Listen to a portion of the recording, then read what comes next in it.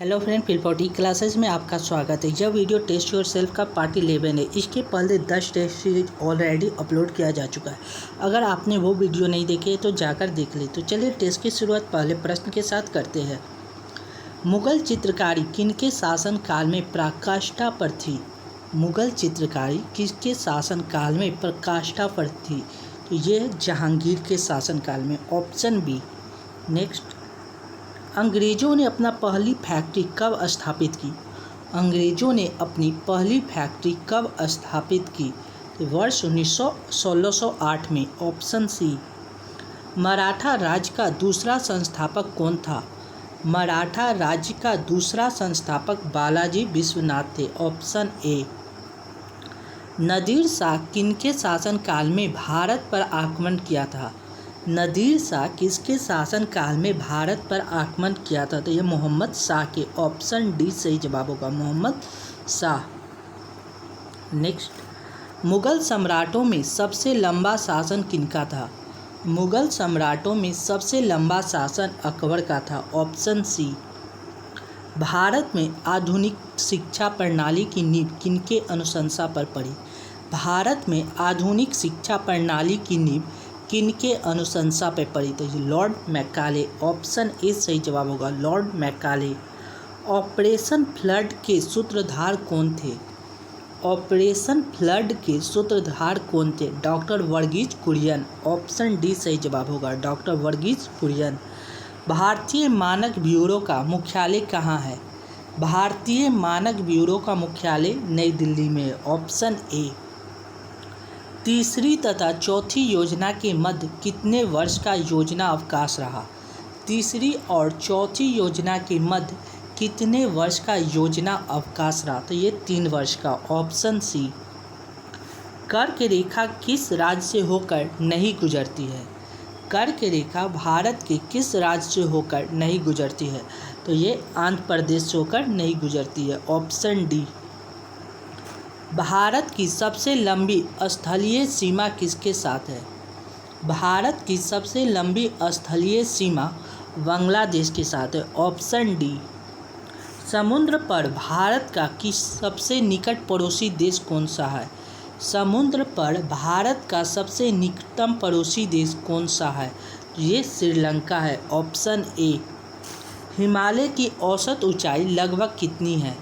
हिमालय की औसत ऊंचाई लगभग 6100 मीटर है, ऑप्शन बी। किस अक्रिय गैस को छोड़कर उनके बाह्य कक्षा में 8 इलेक्ट्रॉन होते हैं? किस अक्रिय गैस को छोड़कर उनके बाह्य कक्षा में 8 इलेक्ट्रॉन होते हैं? ऑप्शन है नियॉन, आर्गन, जेनॉन और हीलियम। तो सही जवाब होगा हीलियम, ऑप्शन डी। नेक्स्ट, हड्डियों में कितना प्रतिशत फास्फोरस होता है? हड्डियों में कितना प्रतिशत फास्फोरस होता है? तो फास्फोरस 8% होता है हड्डी में, ऑप्शन डी। किस गैस से सड़ी मछली की तरह गंध आती है? किस गैस से सड़ी मछली की तरह गंध आती है? ये ओजोन गैस से, ऑप्शन डी बी सही जवाब होगा। अर्धसूत्री विभाजन में गुणसूत्रों की संख्या कितनी होती है? अर्धसूत्री विभाजन में गुणसूत्रों की संख्या आधी होती है, ऑप्शन ए। किस बल के कारण ब्लैक बोर्ड पर लिखने से अक्षर उभर आते हैं? किस बल के कारण ब्लैक बोर्ड पर लिखने से अक्षर उभर आते हैं? तो ये असंजक बल, ऑप्शन बी सही जवाब होगा, असंजक बल। पीतल के बर्तनों पर किसकी पॉलिश की जाती है? पीतल के बर्तनों पर निकेल की पॉलिश की जाती है, ऑप्शन डी। नेक्स्ट, सपनों के अध्ययन को क्या कहा जाता है? सपनों की अध्ययन को क्या कहा जाता है? तो ये ओनिरोलॉजी, ऑप्शन बी सही जवाब होगा, ओनिरोलॉजी। समानता का अधिकार का संबंध किस अनुच्छेद से है? समानता का अधिकार का संबंध किस अनुच्छेद से है? तो यह अनुच्छेद 14, ऑप्शन सी। राज्यपाल को किस अनुच्छेद के तहत क्षमादान या मृत्युदंड को छोड़ देने का अधिकार है? राज्यपाल को किस अनुच्छेद के तहत क्षमादान या मृत्यु दंड को छोड़ देने का अधिकार है? ये अनुच्छेद 161। ऑप्शन डी सही जवाब होगा, अनुच्छेद 161। राष्ट्रपति को किस अनुच्छेद के तहत क्षमादान यानी मृत्यु दंड सहित देने का अधिकार है?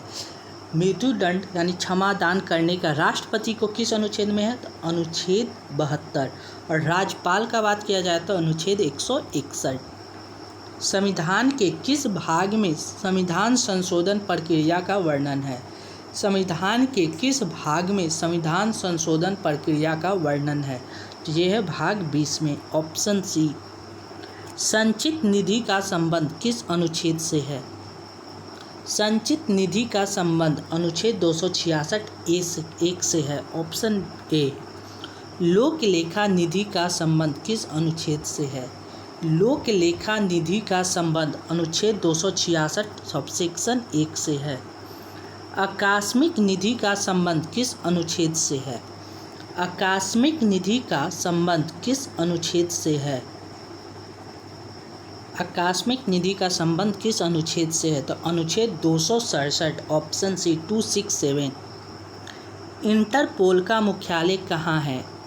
इंटरपोल का मुख्यालय कहाँ है? लियोन्स, ऑप्शन ए सही जवाब होगा, लियोन्स।